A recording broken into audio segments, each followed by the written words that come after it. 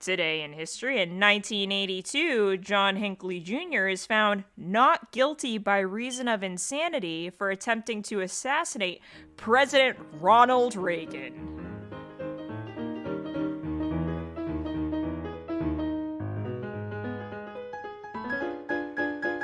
Welcome to What the Fuck History, where we discuss the wackiest and weirdest things that make us say, well, what the fuck history. And you're talking to the monocle-wearing, kiss-stealing, wheelin'-dealing, stagecoach-riding, son of a gun Zachary, and things are gonna get weird tonight. Hell yeah, brother, because my name's Meghan, and I am now dubbing myself the new Lord of Hell as Mo Dunk. For those of you that know, you know. Hello again, kids. I'm Matt, Kids. and today I learned that you can fit all the planets in the space between Earth and the Moon. So the universal taint, understood. Yeah. No, ew, why? Why not? Yeah, it's the space between... Who's the butthole? Earth, The moon! obviously. The moon's the butthole. No, Okay, no. we got two different No. answers. No. Hold up. It's Earth. Explain your reasoning, and then I'll explain Okay, mine. ready, Zach? Here's my reasoning. Yeah? Have Yep. you met other people? Yes, That's I have. true. I have, and they're dicks. Oh, That's why. okay, all right. The moon is the that's- butthole. I don't know, dude. They're dicks and assholes, so maybe Earth is both. Yeah. Okay, Maybe it's the weirdest taint you've ever seen. it's a taint with assholes on every side. Oh no. Anyway. Oh Nothing no. but assholes, baby. Oops, all assholes. Anatomically confusing. No human is shaped like this. Oops, all assholes is just the slogan for humanity. Oops, all assholes is definitely the slogan for human. What a great cereal name. That would be a great serial name. That's what they were gonna originally call Cheerios when they were like, I don't know what to call this. I'm not all getting paid assholes. enough. Cheerios, oops, all assholes. It's just I'm just- anusos. Oops, all assholes. No. Oops, all right. assholes. We should probably get started, huh? Yeah. Yeah. All right, everyone. Our strikes have been set to 0. We played a game of rock, paper, scissors. The order for tonight is Zach, followed by Megan, followed by me. What? Wouldn't it be funny if one time I was just like followed by, and then I just say a name, and you guys just have to like wonder You have who to that figure might it out. be? I feel like the time we invite Steve on this, it's gonna be Megan, followed by Zach, followed by Steve. Yeah. Steve. Or like it's a question. Steve? Steve? Yeah. I like that even better. And where then it's just like, and then it's just like, I'll sit this one out, guys. wait, no, let me check my notes. Is that right? Yeah. Steve? Is Steve here? Steve. It's like the Cards Against Humanity card where it's like bees. Bees? That's that's one of my winning cards. Like if you play bees on anything, it wins Dude, that automatically. reminds me That's so of funny. the fucking, there's like a meme, or it's a comic strip, or it's some other shit where it's just like, would you like dessert or bees? And the guy goes, bees? Question mark. The guy's like, he chose the bees! I choose the bees. He chose every them. time. He can't take it I back. saw a different thing on the internet that was like, if you freeze a bumblebee, you can then put it in your mouth and it will unthaw and then you will have a bee in your mouth. And a person responded with, why the fuck would I do that? Why Because would you? why And not? for some reason, it just makes me laugh every time I see that particular post. It's just like, hey, did you know that if you froze a bee and put it in your mouth, you'd have a bee in your mouth? Hey. All right. Well, on that note, I'm going to steal the mic from the internet so I can talk about some shit that I found on the internet. Yeah. So, never done before on What the Fuck History, I will be starting my reign as your first and foremost knowledge these next few months on a very specific topic. That's right, for the next few episodes in a row, you shall have the privilege, nay, the honor of hearing about... Cue the music.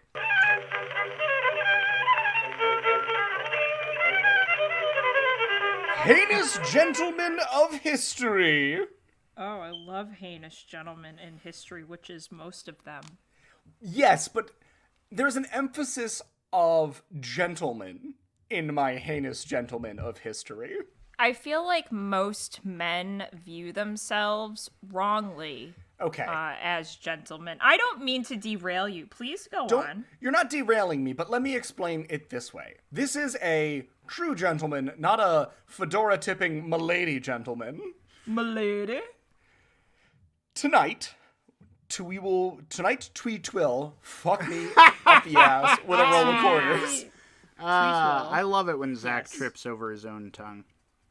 'Twas the night before podcast and all through the fuck! Yeah, basically. Tonight's topic will be that of the Gray Fox, Bill Miner. And I know what you're thinking. Yes, Todd Howard did rob from history, and once again, history does prove to be the better story. Bill was born Ezra Allen Miner, and he was born in 1846, just after Christmas Day on the 27th of December. Just to be clear, in case you don't know when fucking Christmas is. Yeah, I didn't. Bill never actually liked his name of Ezra Allen Miller. In fact, he hated it. But he never got it legally changed. That's okay, though, because everyone just kind of called him Bill, including myself. Well, so clearly that's how he preferred it. Yeah.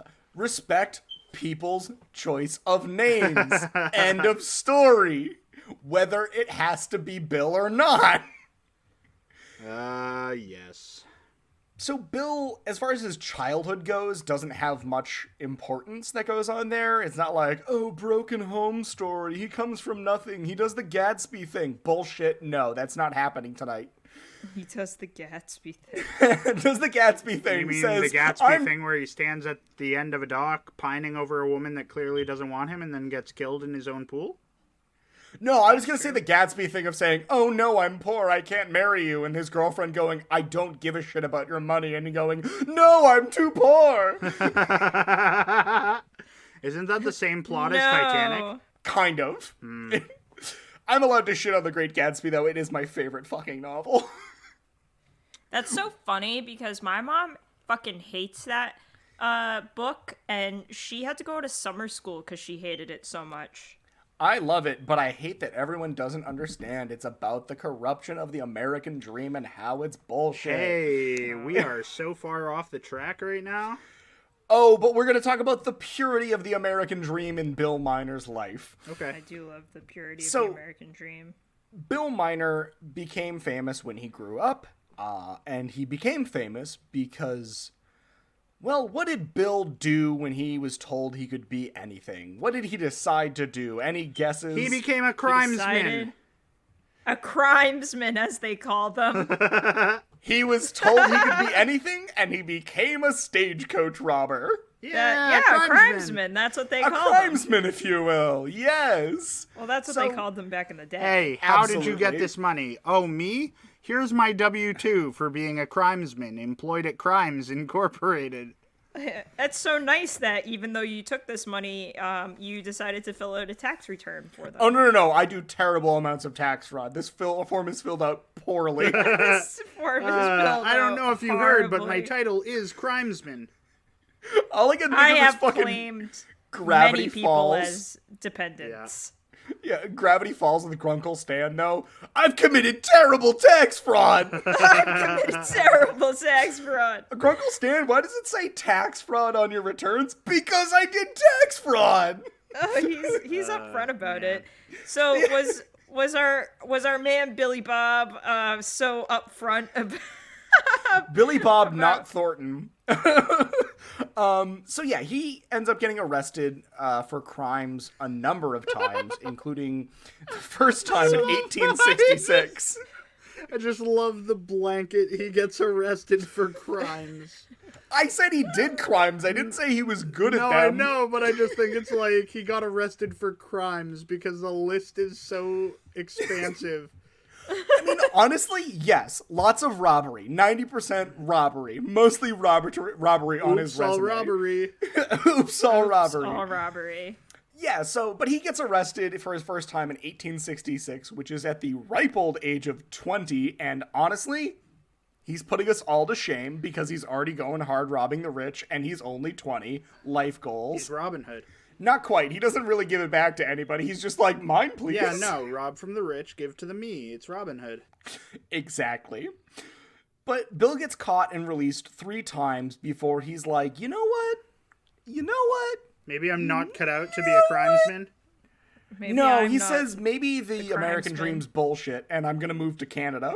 Ah, doing crimes in Canada. Doing Canada crimes, Canada-related baby. crimes. All maple syrup and mousse, baby. Eh? Yeah. Eh?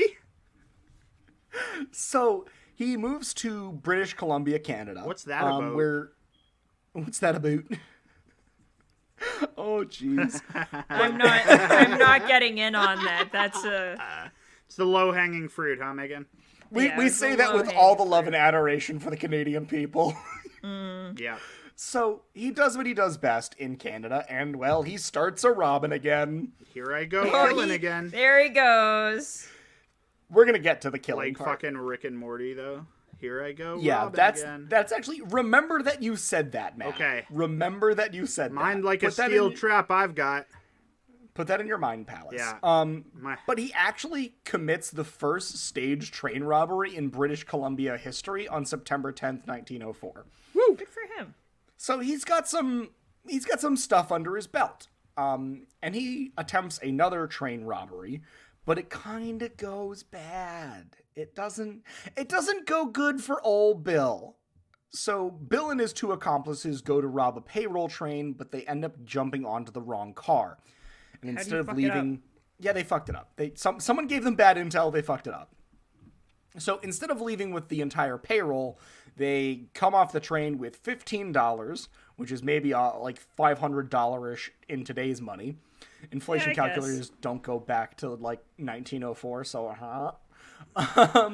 and a bottle of kidney pills, which I can't What? tell if those pills were made from kidney or if they were pills for your kidney. Yes. I don't understand. Either way, snake oil. Yep. What does that mean? What are kidney pills? I mean, they probably help regulate the kidney in a completely Probably. made-up way because nothing And this really is the worked. Old West, so it's probably just cocaine. That's true. Oh yeah, you got problems with your kidneys. You should do cocaine about it. Exactly. You just need to speed up your metabolism with cocaine. Excuse me, Cocaine. sir. You said your kidneys are broken? Have you tried cocaine? So a posse ends up finding and arresting the group of 3 men after a very long manhunt. And this arrest and trial of Bill Miner becomes a media spectacle. Everybody's covering it. Everybody's talking about it. And it goes so far in the media that apparently Miner rises to minor. Play on words. Celebrity. Stop. I'm gonna give need you a you to strike for stop. that one. Fine, I take it. Wow. But he ends up rising to some celebrity status, and he is transported to jail because he was arrested. Like And a- when he's getting transported to nerd. jail on a train, I think the irony is baffling. But he's getting transported to jail on a train, and all these people will come up to be like, Bill, we love what you do. You're great. Keep a Robin. Good luck in life. Keep Robin. So, Bill ends up escaping jail in 1907 and was never recaptured in British Columbia or all for of him. Canada because he's like, you know what? I fucked up the Canada thing. I'm moving back to the United States. I fucked up the whole Canada thing. I fucked up the whole Canada. It's ruined for me. I did a big oops in Canada, so I'll go back to the United States. Who hasn't done a big oops in Canada? I've never been to I've never Canada. been to Canada, so Oh, Zach and okay. I Just are going to me go then. to Canada together and do a big oops. and just oops all Canada. Oops. So he does what he does best and goes back to the States and starts a robbing and a stealing, leading to multiple arrests and 2 more escapes from jail. Hey. The dude is a slippery bastard. Love it. He's like the greased up pig. He's the greased watermelon of people. Yes. Bill Miner does end up dying in prison, though, from gastritis because he drank some bad water in an escape You attempt. should have had those I kidney feel pills. like Should have had those kidney pills. Oop, your butthole's mean- broken. You should do cocaine about it. what water was good water back in the day? Yeah, it's a Yeah, great but water. it was like brackish water, so like not That's great. all water at Yeah, that just- point. Okay, fair, but still, he dies. End of story. Anyway, he dies. And now I hear what you're saying. Zachary, I thought this was supposed to be about historical gentlemen. This was just a semi-famous robber. What's the deal? And I hear you. I hear you loud and clear. The voices in my head saying, what the fuck? There's no gentlemanly thing about this. So let me explain. Yeah, I'm here. The reason that Bill Miner is important and more than some common ruffian is that Bill did not only did the robbery and the stealing, and Matt, to your point, here I go a-killing again, as he was robbing and stealing, was apparently incredibly polite. To the point where some people did not even mind that they were being robbed by Bill because he was so nice. What a sweet Yeah, as man. long as you're doing it respectfully. More often than not, and he tried his best, Bill would hit payroll trains and stagecoaches, which meant that most of the money that he stole was most likely insured. So no one loses out except for the big banks, and I mean fuck the banks and the corpos, am I right? Amen, brother! Absolutely. Also, Bill instructed his gang that they were only to use guns when necessary and only as tools of intimidation. They were never to kill a man. No killing in Bill's gang. Wow, people should tell the police now not to do that. Right? Bill doesn't believe in killing. He saw robberies as any other 9 to 5 at Robbery Incorporated and wanted to be in and out, causing as little harm and discomfort as possible to the people he was robbing. He's like, a 40-hour week is a 40-hour week, am I right? Am I right? Am I right? So he gets his name the Gray Fox because he was not seen as a common thug. As I said, people loved this guy. You got robbed by Bill Miner and you were expected incredible hospitality, as well as for him to get in, get out, no problems, no one gets hurt. You just hand over some money and he's like, okay, thank you for your time. I feel like you hand over the money to have a story out of it, right? Pretty Like, much. Next time you go to the smoking room with the lads, it's just like, last week I was robbed. By who? Bill Miner. Oh, he was a gentleman. Yeah, what a gentleman. Guffaw, guffaw, guffaw.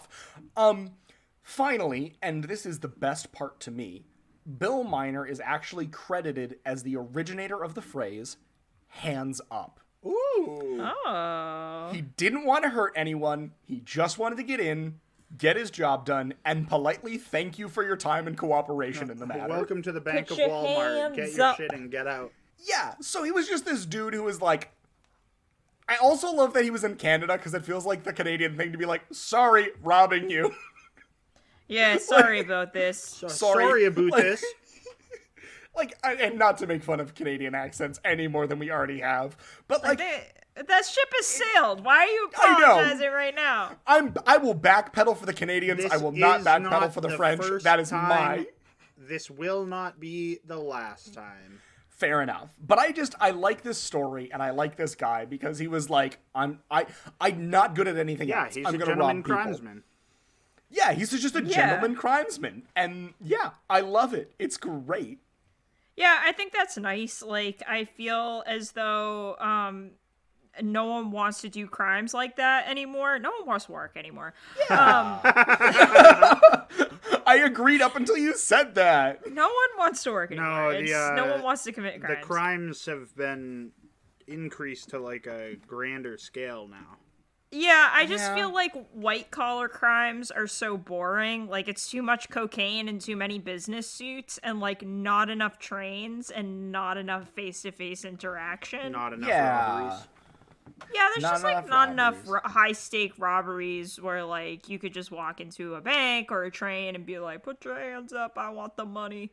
Yeah. So what we're saying basically is don't do crimes because they're illegal and we have to say that for legal purposes. But Or if you're going to do. do crimes, one of two things. Be gay Yeah. and do crimes or be gay. gentlemanly and do crimes. That's so true. You can do those two things, but not white collar crimes because then I'll make fun of you and it's not cute. It's not a cute look.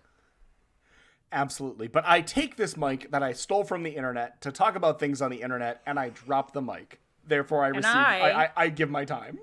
I want to pick it up. I cede my time. Okay. I'm gonna pick it up. And I'm gonna jump into my story that I did write today. Okay. Are you ready for the title? Yes. Yes. It's called The Vicious Crimes of Lobster Boy. Okay, I'm intrigued already. You need a secondary female lead in there, and you have the sequel to Shark Boy and Lava Girl. Continue. Which apparently they're making a sequel, if you didn't know already. I didn't know that, but I'm here. So this is more like a prequel, I feel, to Shark Boy and like the violent prequel. Ooh, yes, the Quentin Tarantino prequel to Shark Boy and Lava Girl. Yeah, I wish it was like what you're imagining, but like it really isn't. So I'm going to jump in and start us off with, I don't think we talk about lobsters enough. We sure don't. On this show. It's probably because I'm allergic, though. Yeah, that's probably it. So I'm guessing my next question, my open call, if you will. Do you guys have any lobster facts? And if so, you speak now or forever hold your peace. Yeah, lobsters can live forever, ostensibly. Okay. That's Lobsters, good. the only reason they die is that they can't produce a shell that's big enough, so theoretically, if they could, we would have kaiju lobsters. Yeah, that's basically what I just said. Yeah, Okay, I'm just that's expounding good. on it. That's really good. I like that fact because it technically was a fact, but from both of us. you. Yeah, Yes. we just pig pile. Yeah, They it was also the- mate for life? Do they Oh, really? that's Yeah, I think so. That's an How do interesting they- thing. You can put them to sleep by putting them on their back and stroking their tummies. I feel like you're killing them somehow with that move. I don't know. Well, so You're also supposed to boil them alive and hear their screams before you eat back in the I don't back in the day like when that. we used to do lobster bakes in Maine, my older brother would put them to sleep and then he'd throw them in the pot. Oh. them. Wow. I hear you, and that seems like the humane thing to do. I hear you. Well, I mean, But I need to hear the agonized screams of my enemy before I devour them. yeah, it's Okay, I don't know what they did to you, but They were so I think- delicious. That's what they did to me. yeah. Even though I'm You're allergic right, to that them, I was- will still eat lobster. That's not what we're after. Okay, so now that we have talked a lot about lobsters, I won't be talking about lobsters. But your story Well, had What the Lobster fuck? Boy in the title. Well, listen, I'm getting to it. I won't be talking about lobsters, but I will be talking about the trials and tribulations and, yes, crimes of Lobster Boy, of Lobster Boy. America's first great superhero. Yes. No. Okay. Can Absolutely I just say one thing? Yeah, please, go on. Is this just a person, like the fictional character, the Penguin from Batman, who turned evil because he had a small deformity and we as a society were like, ew, disgusting? Almost. Oh shit! fuck. Kind of. It was the yeah, inspiration for the Penguin. So it might have been the inspiration. My second question is, can we get Danny DeVito to play him in the biopic?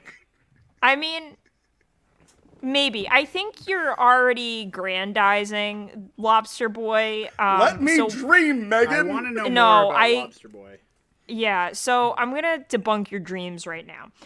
Lobster Boy, like many other people, had a real name. Yeah. And it was Grady Stiles. He was born in 1937 to a family of proud lobstermen, or people who had inherited like a hereditary disease called ectrodactyl, which fuses the fingers together into what look like lobster Like a big claws. claw. Yeah, like Okay. big claws. So he had it on both of his hands. Like some people only get it on one hand. He had it on both. Yeah, so he was a lobster. He was a lobster. Grady's case was severe because not only were his hands fused, but so were his feet. So he couldn't walk. He was a mermaid Uh, too. He was like a 4-clawed lobster. Okay. So Yeah, he had separate legs. It's just like his tootsies were also claws. His tootsies. Continue. He got claw tootsies, you know? For most of his life, he had to be in a wheelchair because he couldn't walk. And when he was old enough, he joined his family in a traveling carnival as a sideshow attraction. So it was like him, his dad, who also had this, and I believe one of his other siblings did. So it was like, and I believe his grandfather also had it as well. So it really ran in his family. Wow, clearly he didn't run in his family. Well, no, that's a strike. Yeah, fine. Really Fuck running. you. What? Why are you so mad? That No, came out of your mouth. I did deserve it. Yeah. I channeled my inner Steve. Yeah, you definitely did. You saw an opportunity. You really took it. I commend you for taking it, but What's that meme where it's just like, hey, you don't have to take it easy, but you should take it. It's like, whoa. So Grady primarily used his upper body to get himself around in both his wheelchair and like when he didn't want to use his wheelchair and he was just sitting on the floor, like just like across the floor. So he acquired a ton of upper body strength. Like every day was arm day for this dude. guy Like was yoked. yeah, dude. Like he was a beef boy. He was like Larry the Lobster, you know. That's why they call him Like- Lobster Boy. Yeah, that's why they call him Lobster Boy. Way before SpongeBob, they were like, "There's gonna be a cartoon with this beefy lobster. You're that guy. Yeah. So old Iron Arms over here also had another problem Very tiny people. or two. Maybe it's never specified. But he did have a bad temper, and he did suffer from alcoholism, which are notoriously two things that don't really go well yeah, together. You don't really want to blend those. If I was called the Lobster Boy, I might be a little pissed off at the world too. I'm just saying. I think I would be mad once I hit 18, and then I'd be like, excuse me, is Lobster Man now? And then if people kept calling me Lobster Boy, I'd like develop a complex, and maybe the alcoholism would have been justified. But anyway, so he had a bad temper, alcoholism. We got the lobster claws, and he's employed at the carnival. Just to sum up, but even though he was part of the carnival and he traveled around, it did not stop him from falling in love and getting married and having two Lobster children. babies. Yeah, maybe it wasn't really specified whether his kids had inherited Lobsteritis. Lobsteritis. However, as time went on, his alcoholism did worsen, and he lashed out and began beating his wife and children. So Lobster Boy might be a piece of shit. Okay, Famously, not might be. The second that he you is a lay piece of hands on a shit. woman You're right. as a You're lobster, right. you're a piece of shit. Only as a lobster, though. Famously, when his teenage daughter fell in love with someone that Grady didn't approve of, he waited until the eve of their wedding before murdering her fiancé. Nice. Oh, that's not an overreaction at all. Maybe with his lobster claws. I don't know. Probably. I was like thinking like maybe did he, because it's not really specified like how he did it. There's I was a lot like in maybe he this story strangled that's him. not very specified, but he probably crushed his neck with the big lobster claw that can do that. Yeah, big lobster claw. What do you mean other things? All I said was I don't know the size of the pee-pee. Like Fuck. You also said that it wasn't specified whether or not his kids had lobsteritis. Oh yeah, sorry. The only other It's thing I three could think of was things that. that are not specified. I feel like the penis size shouldn't be brought against me. No, it I absolutely feel like we shouldn't. should just not talk about it anymore. We should probably move on from the size of his peep. His peep. Anyway. So At the trial, Grady expressed zero remorse. He didn't even try to defend himself either. All he said was that no jail would be able to accommodate him and his deformity, and the jury presumably was like, dude, he's right. This is like 1978, and we have no idea how to deal with this, so we should just let him go home. Oh my god. All I can think of is the fucking meme video where it's like fucking Goofy. He's like murdered a bunch of people. Yeah, I did it. Yeah, I did it. Yeah, I'll do it again. Yeah. So that was essentially him, and his whole defense was just like, yeah, but you really want to deal with this in like a penitentiary? And they're like, no, we don't want to. You're right. We don't want to have to deal with any issues, so we're just gonna let you, a crazed murderer, leave. You're right. Yeah. So we're bad at this. They let him leave. They just let him leave, again? and they put him. So no, they put him under house arrest for and probation for 15 years. 15 years. 15 years for murder, like unremorseful murder. So if I equip a lobster claw in my inventory, and then I kill my daughter's fiance, I can just say that your prison can't hold me, and they'll go, you know what? You're right. In 1974, apparently. Yeah, I just have to go just back like in time, and then my murder would be justified. Honestly, it really would. Like, if you had any type of, like, difference, they'd be like, the prisons are not made for you, specifically, so you can go home. And we're just gonna But we're gonna keep an eye on you. Yeah. We're just gonna keep an eye on you, maybe. I don't know. So during the trial, his wife had filed for divorce because her husband was a lobster clawed abuser. I won't apologize for that description. Yeah. And he did stop drinking, though, for a time after the trial, which inexplicably made his wife decide to remarry him. Like a psycho. She was like, I can fix And him. then he lobster clawed all over the place? Yeah, then he unsurprisingly lobster clawed everywhere. He resumed drinking, and the abuse only got worse.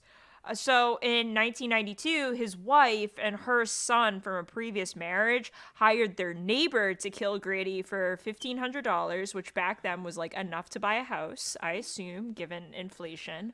And the neighbor was convicted of second-degree murder and sentenced to 27 years in prison, while the son was given life, and the wife was given 43 years for conspiracy to commit murder. Wow.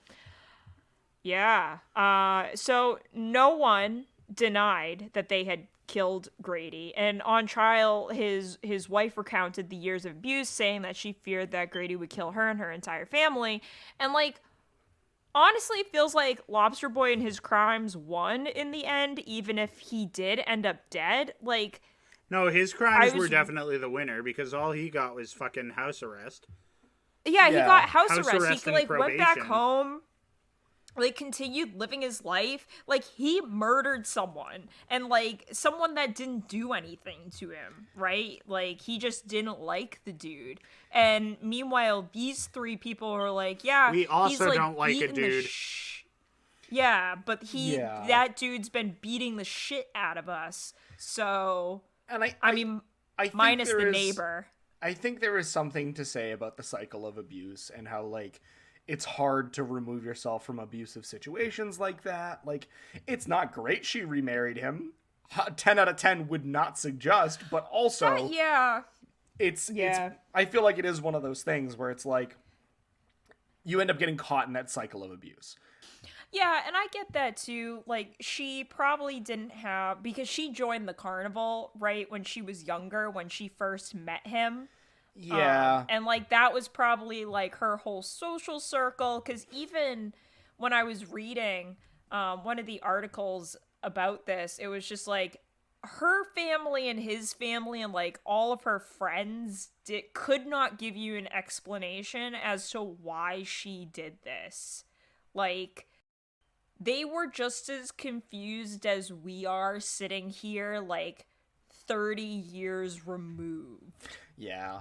I don't know. I feel like it's also one of those things that, like, you know, when, like, two people break up and you're like, who gets the friends into divorce? Who gets the friends and But, like, when your whole life is this one section and you're like, well, I could literally lose everything. Like, again, don't justify going back to an abuser. Like, it's not a great thing, not a great time. Like, if you can break that cycle of abuse, do it. But at the same time, it's like, how do I start over an entire life with these children?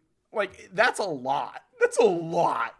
Yeah, and like I guess it's a lot easier looking from the outside in, right? And being like, just don't do the thing. Yeah. But Now, do I think that murder is the, like, solution?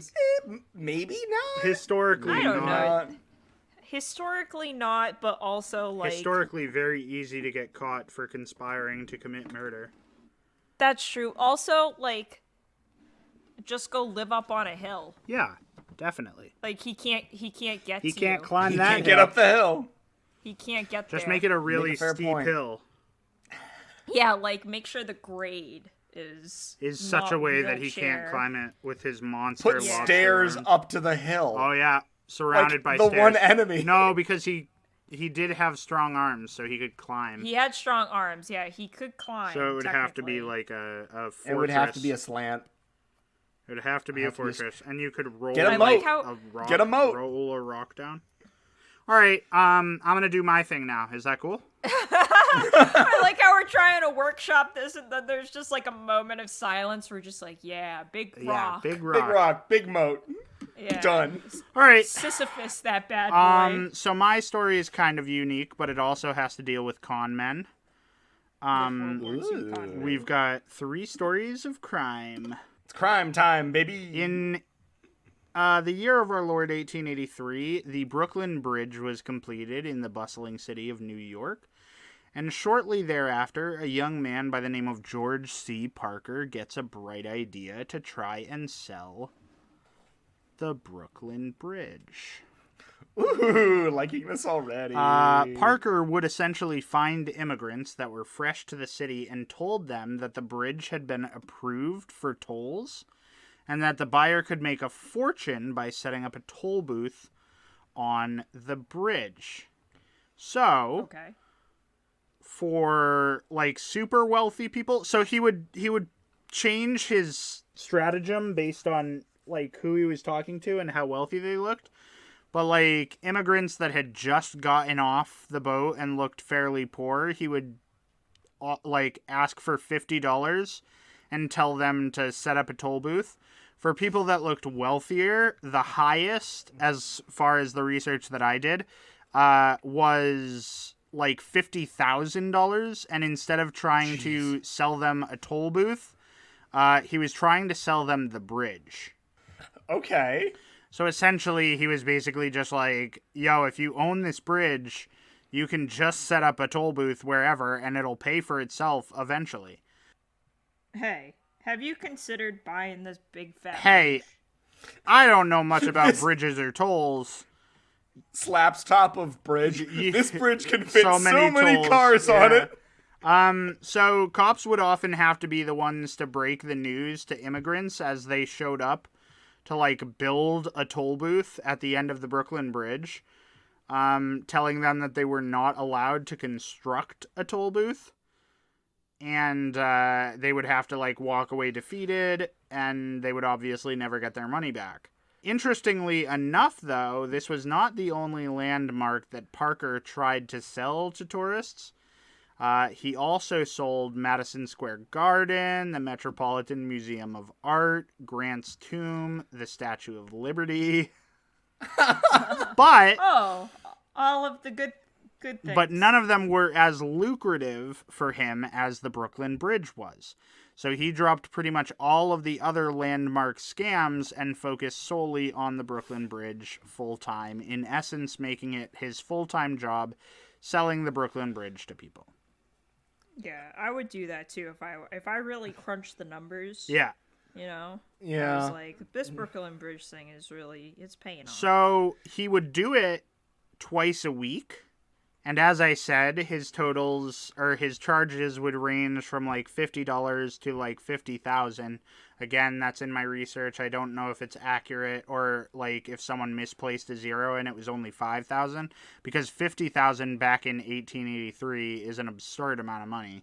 That's got to be a Yeah. misplaced So zero. it must be a misplaced zero. So let's just go with 5,000. But either way, it's a good chunk of change that this guy's making. And he, as I mentioned, started in 1883.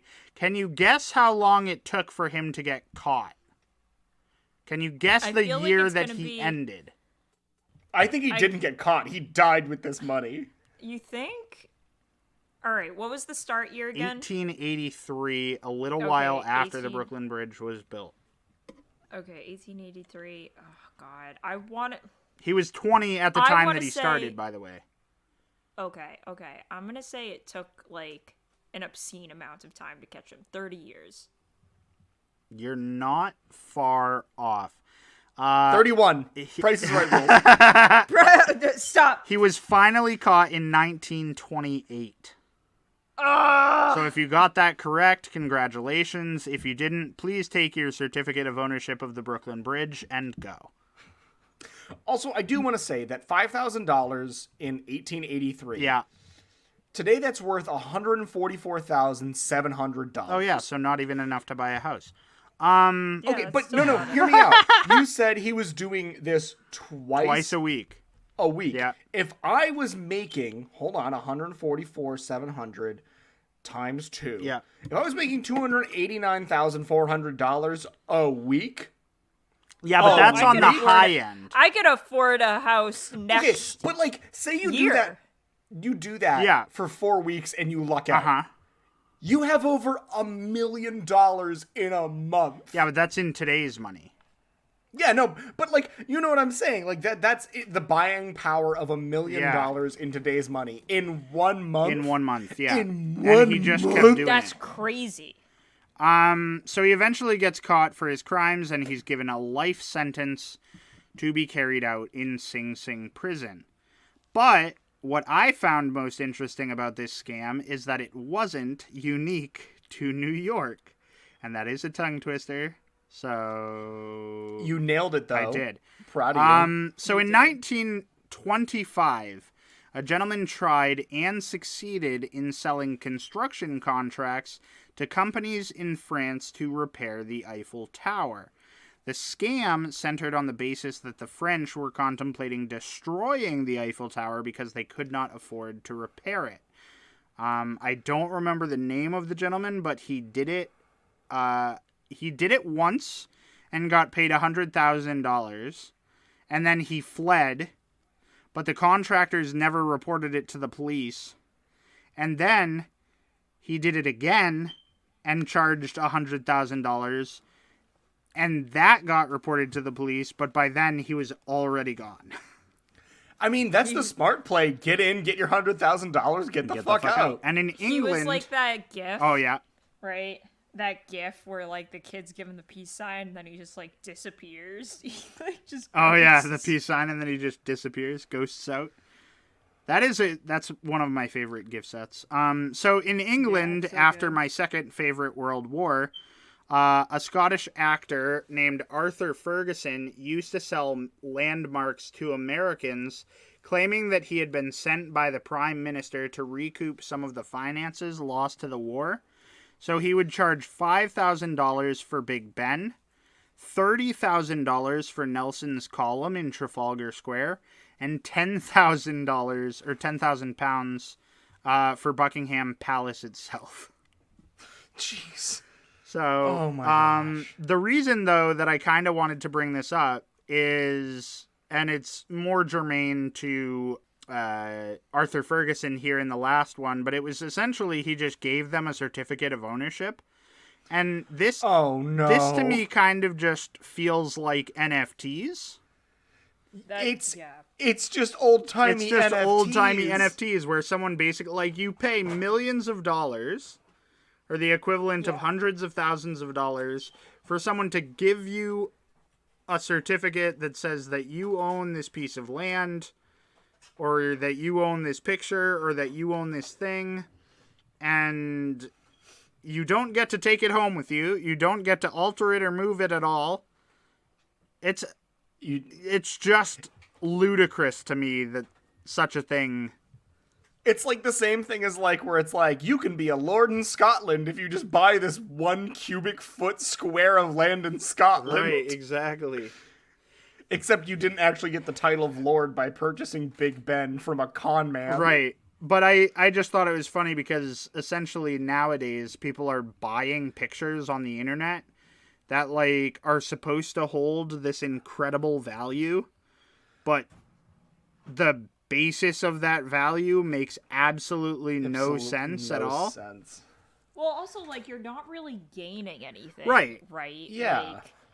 Because I don't really understand. I'm not going to lie. Like, I don't really understand NFTs completely. The way that I've heard it described, and I'll describe it to you just so that, I mean, if it makes a little bit more sense after this description, it's fine. So you have the Mona Lisa, right?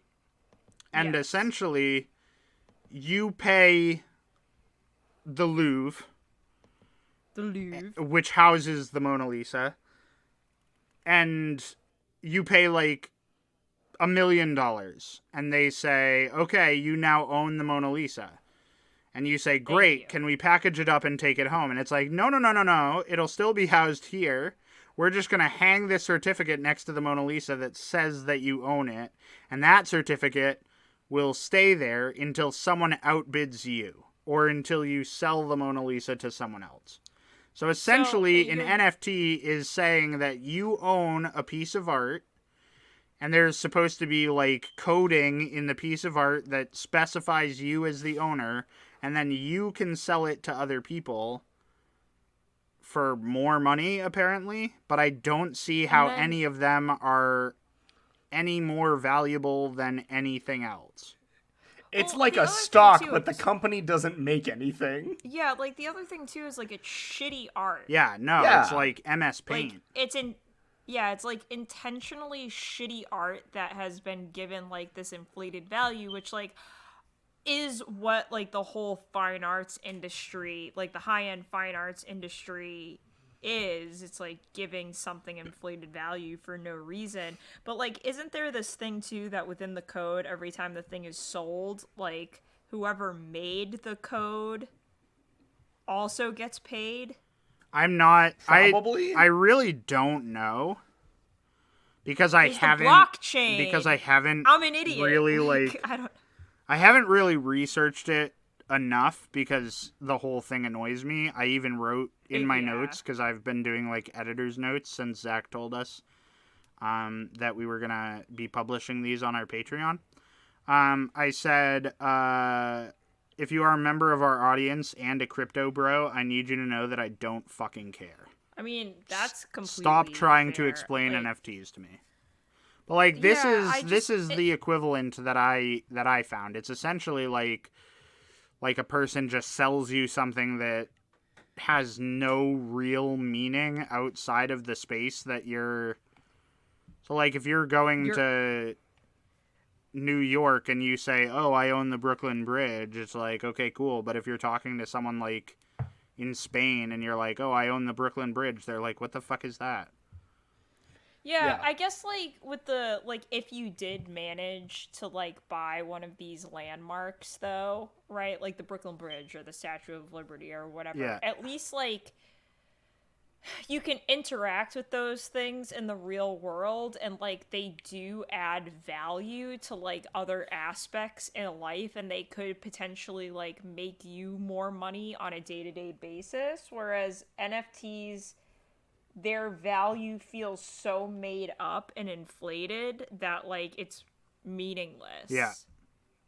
Well, like the Brooklyn Bridge has a value. Yeah, right? Like, of course. Like it's a physical landmark. Yeah, it's a landmark. Like people value it. It's used. Like the materials that it costs to make it, like cost actual money. Whereas an NFT is like, what did that cost you? Like 20 minutes in MS Paint and like however long it took to set up the blockchain. Yeah. Like I'm not gonna lie, I just like don't respect the hustle. There's no hustle in it. That's why I don't respect it. Yeah, and you shouldn't respect just, the like, hustle dumb. because it's dumb as shit.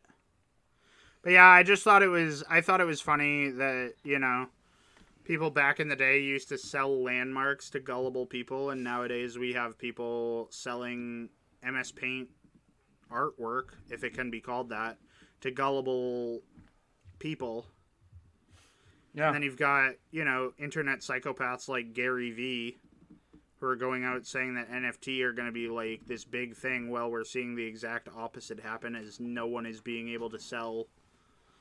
I think I heard a story a while back of a guy that bought an NFT for like $1 million and had to sell it for 110. Million? No. Or thousand? No. $110. $110. Oh. Because it had no value. Like, none of it has value. Yeah, like, I don't... Well, and I think, like, from a historical standpoint, like, people have been running cons forever, right? And, like, NFTs and people will fight me on this, crypto are, like, the next logical step in the con, right? Yeah. Like, the con just gets more advanced and more difficult for, like, normal people to get in on. But I don't know. I think, like, there is nuance in old cons because, like, you had to be face to face with people and, know how to be an actor while doing that. Like, I have to look you in the eye and lie to you. I don't respect NFTs and Bitcoin cons. Right. I respect a well thought out grift because there's an art to the grift. Yeah. But you can't be some 2-bit hustler doing an NFT. Yeah. You have to know what you're doing to be a grifter. That's like I similarly don't appreciate all the, like, Indian phone scammers that happen where like, it's just like all you're targeting is old people who are very, very, like, they don't know technology, so they don't know to question what you're doing. Yeah. Like, it's just, like a knee-jerk reaction. You're preying on the gullible and the technologically illiterate. Like, these old con men could just walk up to people and be like, hey, you're new. I'm obviously the owner of the Brooklyn Bridge. Yeah. Like, again, great to scam people, but if you're gonna do it, make it cool. I guess that's what I'm saying. Like, and I say this, like, sitting in my house, like, being ensconced in safety, but the stories that I like from history are the ones where, like, the grifters come up with this massive elaborate plan, or the crimesmen come up with, like, an elaborate heist, and, like, they manage to get away with it, and maybe there's a mystery surrounding it. Whereas I feel like the cons today... whether we're talking about NFTs or crypto or even like giant Ponzi schemes like the whole Theranos thing with Elizabeth Holmes, it just feels like there's no love for it. There's no love for the game. There's no love for the game in this. Like, I don't know. It just feels super empty. Yeah. There's no soul in it. Yeah. That was a good story, though. I thought, like, I think it's, interesting to draw the connections between, like, the evolution, I guess, if you will, between, you have Zach's story, right, where the guy's literally getting on a train and saying, like, give me your money, but in the most polite way possible. My story where it's like, hey, murder, we can do that. And then yours where...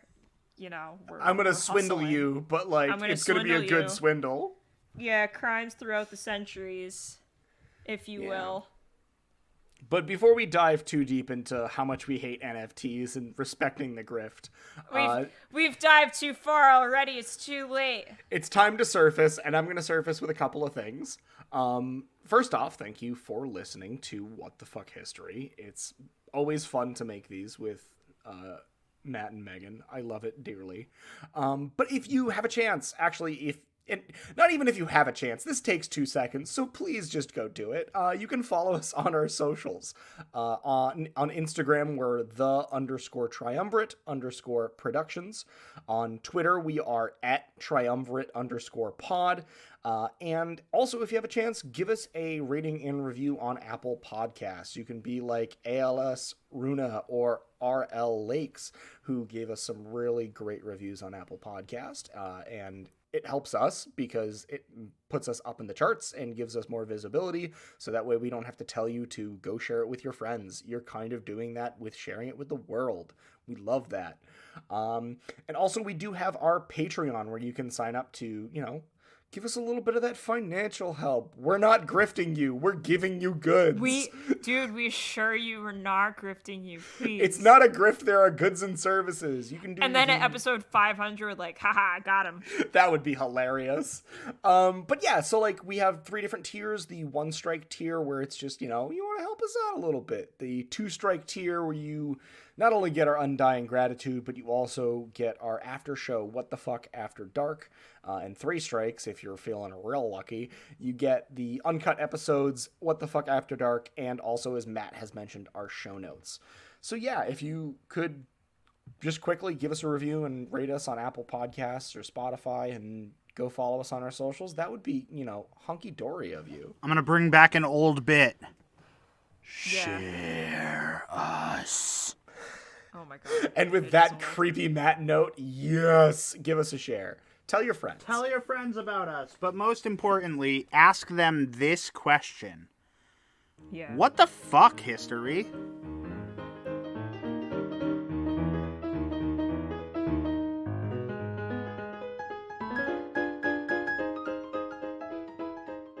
And now, for your listening pleasure, a preview of What the Fuck After Dark.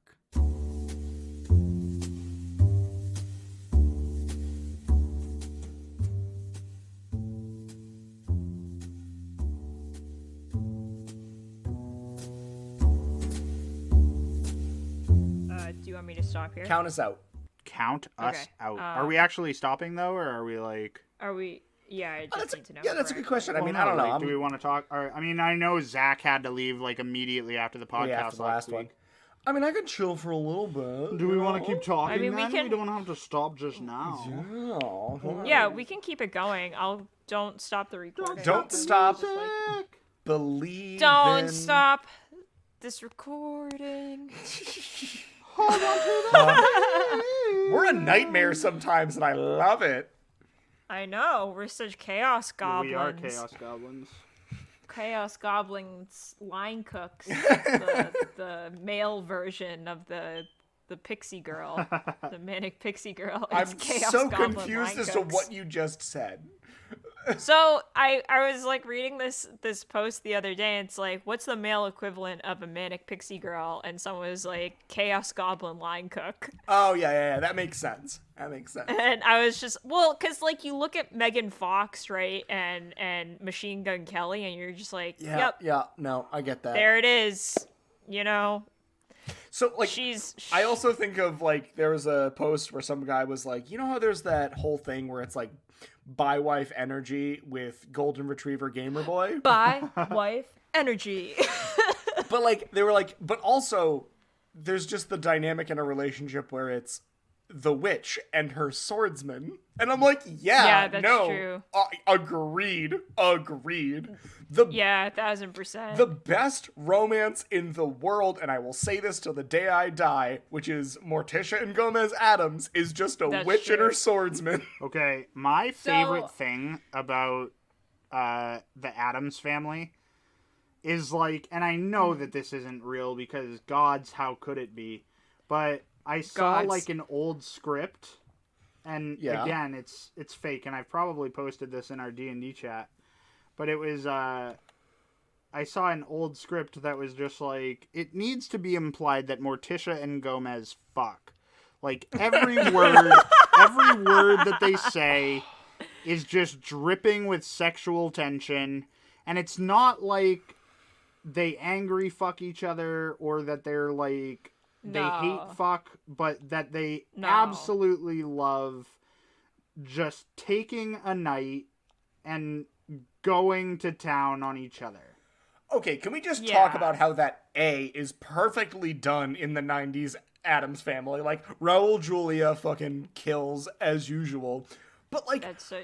not only are they, like, good, loving partners to each other, they're such good parents, like, involved with their children's lives. Yeah. Like... I know, dude. So, did you guys watch the animated, like the new animated Addams Family movies? I couldn't bring myself to do it because it's not Raul Julia. Okay, that's fair, but I did watch them, and like in both movies, like Wednesday has a problem, like with her parents. Like in the first one, she has a problem specifically with Morticia feeling like she doesn't, relate to her mom, and then in the second one, it's specifically like she doesn't relate to her whole family.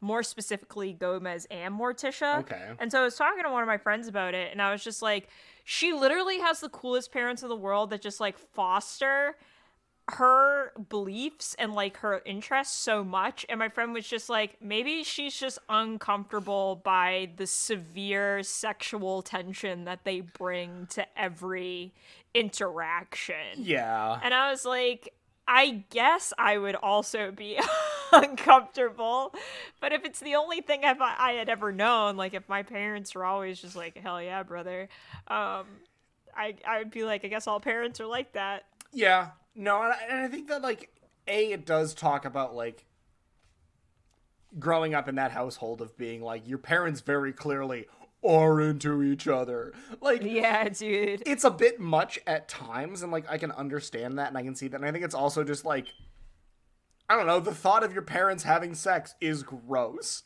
Like, I understand that's what made me, but still, I don't want to think about it. End of story. But, I just kind of like wish as a society it wasn't, though, right? Like, I wish it wasn't gross. Like, you just thought about it or didn't think about it. Yeah. But like when the topic is raised, right? That's actually like, the if you didn't... point I was going to bring up. Like, Oh, sorry. The household I grew up in, like, my parents very much, like, showed each other that they liked each other. And that was nice. Like, I have not made a lot of great romantical choices in my life. Can confirm. Romantic. I use the word romantical because it's just as terrible as some of my relationships. Stop. But, like, I have not made perfect romance choices. But I've always had, like, a good foundation and a good base of, like, hi, here's two people that even after 25 years of marriage are still like, I dig you. I fucking dig you. Like, you annoy the shit out of me sometimes, but also, I dig you. And I think that that's great. So, like, I understand where people are like, oh, my parents. But at the same time, I'm like, no, my parents, like, I don't agree with all their choices in life. But at the same time, they gave me a great foundation of what a loving relationship looks like. Yeah, and he's been running from it ever since. He's definitely. And I've been looking for every full toxic tilt. woman who will destroy me ever since. Yeah, No, dude. So, do you think in a relationship, if we have them in like certain paradigms, right, like the Manic Pixie Girl and Goblin Line Cook, or like Witch and the Swordsman, like, what do you think is your ideal? As I said, my ideal is Morticia and Gomez Addams. End of story. Okay. So Witch and so the that's Swordsman. Witch and Swordsman. But that's the Witch and the Swordsman. It's yeah. the Witch and the Swordsman with the most, like, goofy goblin energy attached to it. You know what I mean? Like, Yeah, it's the no, Witch and I the get Swordsman where, like, you're both eclectic and weird on top of being the Witch and the Swordsman. Yeah, but like it's still within that paradigm, right? But, like you just tweak it slightly. Yeah, to, but I think to I match. like that paradigm so much because it's like the swordsman, like when you think of a swordsman, you think of that as like the role of the protector, and that gets kind of flipped on its head when you think about the idea of the witch and the swordsman more, because it's like, yeah, like the swordsman's like the protector kind of deal, but also the witch definitely can take fucking care of herself, like, you know. Yeah, well, like if you guys are in battle, right? Yeah. You know, the swordsman is probably going to be your tank and your first line of defense, but like the witch is going to be behind, like casting range spells, Yeah, like, right? I think I like that dynamic so much because it's like, yeah, the swordsman does damage, but also a strong female lead. Yeah, I think if I had to pick, I would go with the Witch and the Swordsman every time. And maybe it's just because we're a bunch of fantasy nerds, Well, but I think it's also because I mean, maybe. Zach's point makes a whole lot of sense, right? Like, I'm not looking for someone to be... Like, I'm not looking to protect someone all the time. Like... yeah. I think it's one of those things where, like... And I'm not looking for someone with completely chaotic energy at all times. So I like the Yes. concept of, like, me being able to protect them when they need it and not when they don't. But also, like, the controlled chaos that is, like, just a witch. You know what I mean? Yeah. And So I there's, think that like, a also... touch of crazy, but it's not, like, untenable. And I also think that there's this, in my mind, with that dynamic, there's this beautiful bit where it's like, yes, the witch can take care of herself, but she chooses to have the swordsman with her because they work well together as a team. And the swordsman does the tanky protecting shit, and the witch also can take care of herself. But, like, in my mind, that's also like, the witch is the one person that can literally go to the swordsman and be like, just take your fucking armor off for a night, sit by the fire, and chill, my dude. Yeah. You know? Just, like, take a load off. Just take a load off, because, like, I also think of the swordsman, and, like, this is why I think I also resonate with it, because I feel like this in my own character of a person who's like, the protector, I'm gonna do this, and I'm gonna keep doing it until someone tells me I need to stop, because I don't have self-control. Like... Yeah. Yeah, that makes sense. It's a balance. But I also Yeah, think that, like, the concept of a fucking goblin line cook is... It's so good. It's so funny. It's like hilarious. It's so funny. Because I've known a lot of line cooks that radiate goblin energy. But I also, Yeah, dude. I think that, like, as much as I love that, that saying, Yeah. I think it's also terrible because I also think that the Manic Pixie Dream Girl is, like, the worst thing in the world. Like, it's... I mean, is it the worst thing in the world to you because, like, it actually is, or is it because of, like, how it's portrayed? Like, she is an unstable archetype. Because Well, of I think how the it's word portrayed. I think the word manic kind of makes it... Yeah, but, like, I Tricky. also think just, like, the idea of... Even if you got rid of the word manic, it's the Pixie Dream Girl. Yeah. And at that point, it's like, I think that there's so much wrong with that statement right there. And again, I also think it's like portrayal in media has a big part of like, yeah, no, this does not... There's no way that this ends well with what you've set up.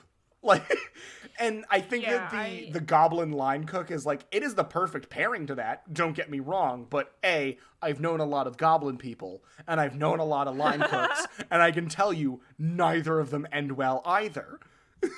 No, I mean, like, they're the toxic version of, like, the witch and the swordsman. Yeah, right? like... So, like, the witch and swordsman are stable because they balance each other out, because, like, in a way, they are... They fill a void that the other doesn't have, Right. whereas the other pairing, they're too much of the same energy. It's the reason that the witch and the swordsman works is because they balance each other out. The reason that the Yeah. Pixie Dream Girl and the line cook don't work is because they just egg each other on. Right. Yeah, it's too much It's- of like It's one a fully thing. toxic relationship. Yeah. There's this really good like spoken word poem that I was listening to the other day that is actually called like Manic Pixie Dream Girl, and the girl who's saying it is just like, I will be your Manic Pixie Dream Girl. I will like, you will adopt all of my bad habits and they'll become cool, and like I'll have you listen to these records because you've never heard them. But then like the end of the poem, she's just like, but in the end you kind of use me up, and like I'm just a memory for you because like in the end you can't really deal with me for a long term thing because like I'm not a real person to you. Yeah. I'm like an event. Yeah. And I thought that was interesting. So I love this. because I have a friend and she is a wonderful poet, Katya Zinn. If you don't follow her shit, you should follow her shit. I'm gonna plug her shit right the fuck now, because in fact You're like, here it is. I want her to You're come on. plugging it. I want her to come on this podcast for a guest episode, because she has a whole poem about Zelda Fitzgerald that is phenomenal and how terrible Zelda Fitzgerald was treated.